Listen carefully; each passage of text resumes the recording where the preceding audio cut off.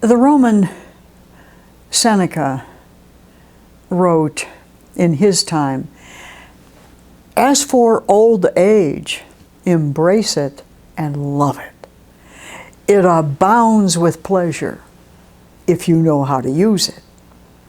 The gradually declining years, he said, are among the sweetest of life, even when they reach the extreme limit. They have their pleasure still.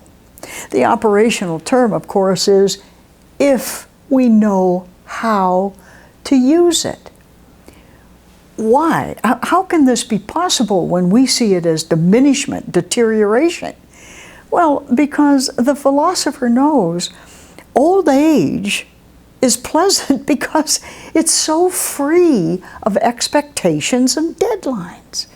It's totally free of the old pressures and those responsibilities. It's free of schedules and even public activities of the middle years. It brings space. It allows time. Its accent is on people rather than only activities and actions. But the key is, if you know how to use it in a work-driven society.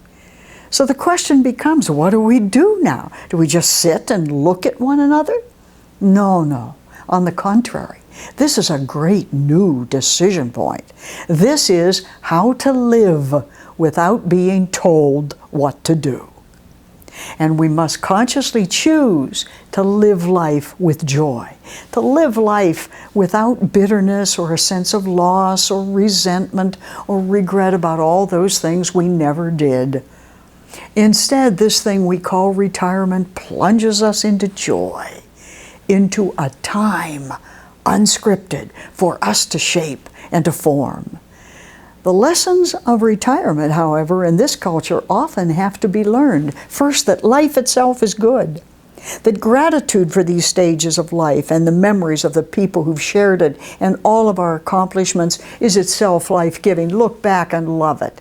That insight and understanding and acceptance came with each of those things. We have to remember that there is new freedom, sandals and shorts and good novels made for fishing and walking and thinking and talking to friends over lunch about. We have to see our place in creation as part of creation, as signs of the goodness of God, first, last, always, and now. We have to understand that it's okay, it's wonderful, it's right to be a learner again, to help other people as our major focus in life, to be immersed in opportunity and freedom and abandonment of self to the rest of the world.